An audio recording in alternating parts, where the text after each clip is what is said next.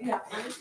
All right, 1 Kings chapter 11, verse 37. And I will take you, God addressing Jeroboam, and you shall reign over all that your soul desires, and you shall be king over Israel. All right, that is the kingdom to the north. It's going to be known by the name Israel. And if you will listen to all that I command you, and will walk in my ways, and do what is right in my eyes by keeping my statutes and my commandments, as David my servant did, I will be with you, and will build you a sure house, as I built for David, and I will give Israel to you. And I will for this afflict the descendants of David, but not forever. Solomon sought therefore to kill Jeroboam, but Jeroboam arose and fled into Egypt. Fiona, can you please close the door? Jeroboam fled into Egypt to Shishak, king of Egypt, and was in Egypt until the death of Solomon. Now, the rest of the acts of Solomon, and all that he did, and his wisdom, are they not written in the book of the Acts of Solomon? Well, sure they are, but we don't have that book anymore. So, our loss. And at the time that Solomon reigned in Jerusalem over all Israel was 40 years. And Solomon slept with his fathers and was buried in the city of David his father. And Rehoboam, his son, reigned in his stead.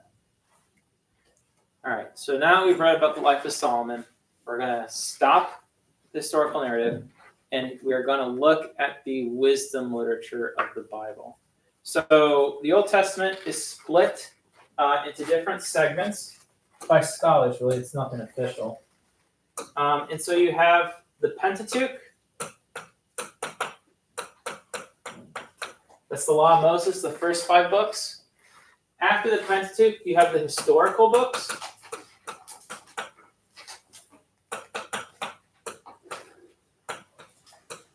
All right, which is 1st, 2nd Samuel, Kings, Joshua, Judges, so on and so forth.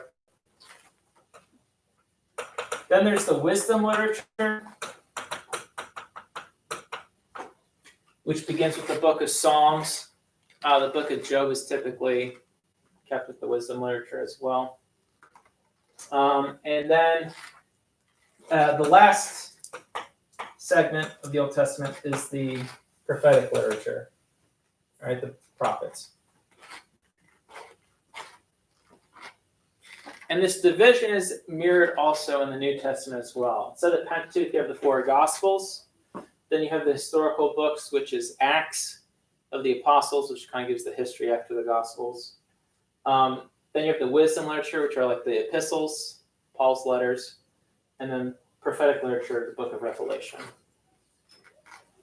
Which the book of Revelation shares a lot of the same themes that the prophets of the Old Testament have in their books. So we're going to look at the wisdom literature. So flip ahead. After the book of Psalms, continue going until you reach the book of Proverbs.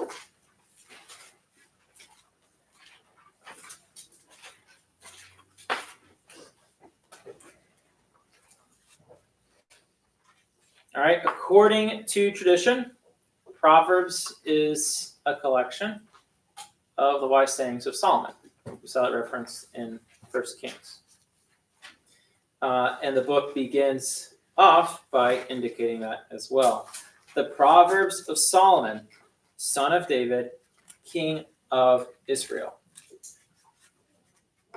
Now, right off the bat, what's the book of Proverbs? Okay, what's the this book?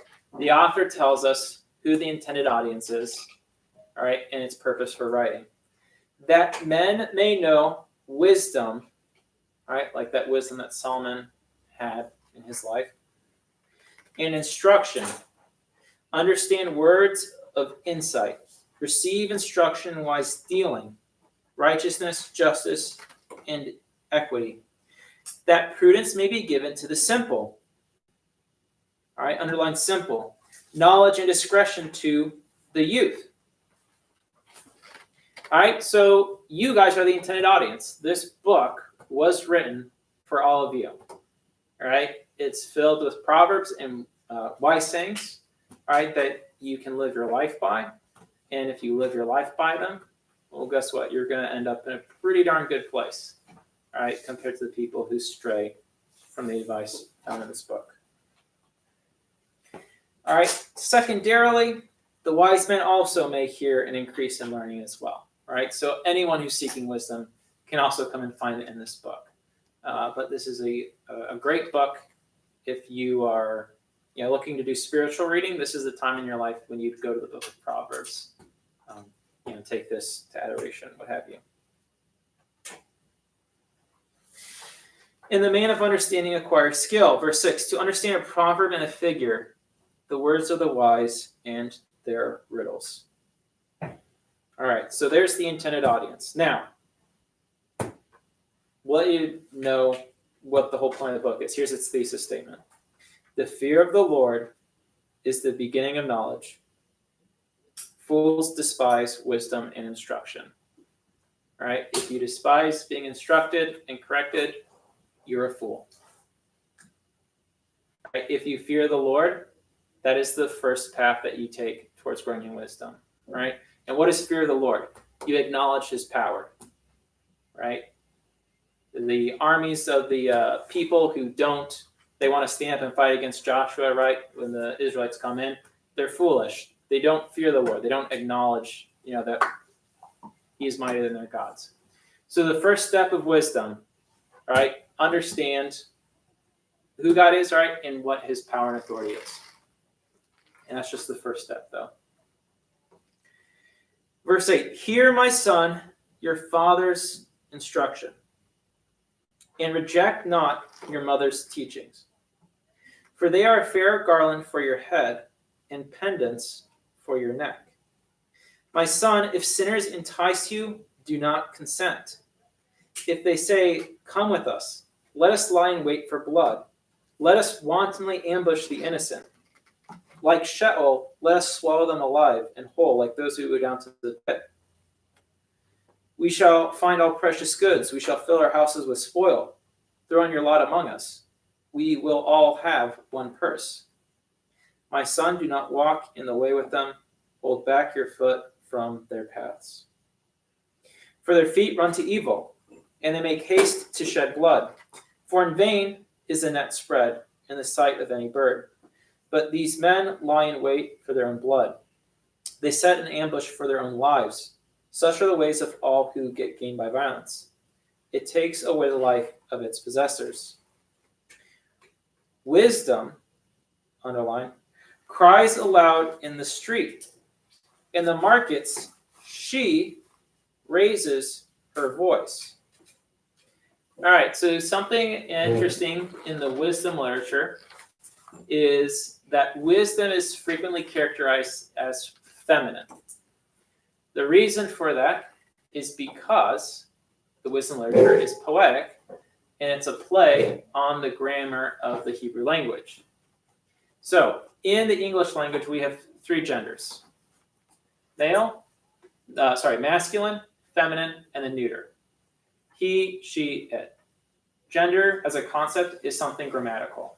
It wasn't until people lost their minds in the 60s that then was applied to sex, which is something completely different from gender. So in the Hebrew language, there's only two genders, masculine and feminine. So when you think of the neuter case in English, it, neither masculine or feminine, that concept does not exist in the Hebrew language. So while we would describe wisdom as an inanimate object, right, or just as something not masculine or feminine, we would describe it with the pronoun it. Hebrew will not do that. It will be described with the pronoun she. All right, think of your years taking Spanish and Latin, right? There's feminine words and there's masculine words. It's not so prevalent in English. We only really use it with pronouns. All right, so for that reason, wisdom is given a lot of feminine imagery. The reason I talk about this is because wisdom, all right, is the Logos, all right, which is the second person of the Trinity. And it's described in feminine characteristics. And sometimes people lose their rocker. They start talking about the second person's actually a girl or whatever. It's like it doesn't really actually matter. And by the way, the incarnation was definitely a dude. So please don't lose your mind. All right, well-respected scholars go AWOL with this. So just stay on the straight and narrow. Don't get too crazy. But so we understand the historical circumstance of when this was composed. All right, it has to do with grammar. Hence a play off the grammar of the Hebrew language. So wisdom cries aloud in the street. In the markets, she raises her voice. On the top of the walls, she cries out. At the entrance of the city gates, she speaks. All right, in the ancient world, the people who hang out at city gates are the old dudes who are retired. They're no longer working.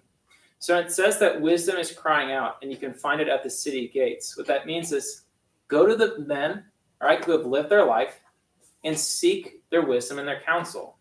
If you're just going to assume that you know it all, and you don't need that kind of advice from people who have life experience, you're like the fool who's running away, all right, with the bandits. All right, wisdom can be found. In fact, it's proclaimed every day. You just have to go there and listen. Jump ahead to chapter 2.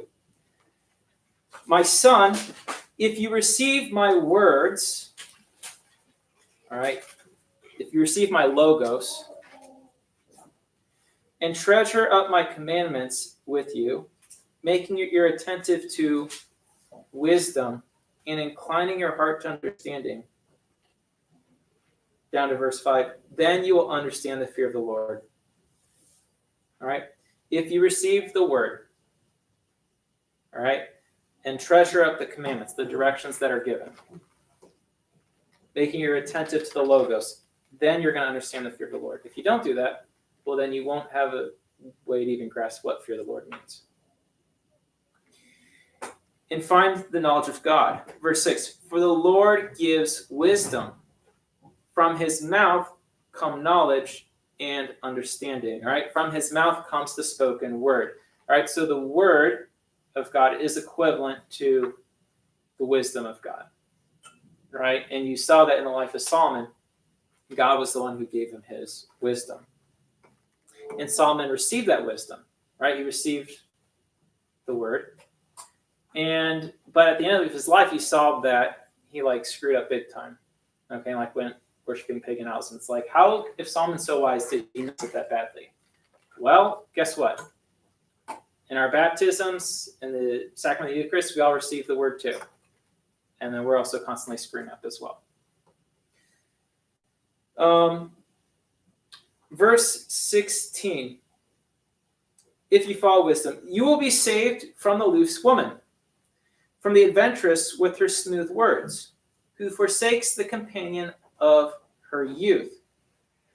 All right, so this loose woman, there's going to be two figures propped up. Lady Wisdom, all right, who is beneficial and you should seek her out. And contrasted with Lady Wisdom is going to be the harlot, the foolish one. And as we've seen, I've talked about earlier in the Pentateuch, covenantal idolatry is the same as committing covenantal adultery. So there's also this parallel when the wisdom literature is talking about going out with loose women and committing adultery, fornication, what have you. It's condemnable in its own right, but there's also this deeper meaning as well as you're leaving behind the worship of God and you're going and worshiping something else. Not being faithful to your covenant.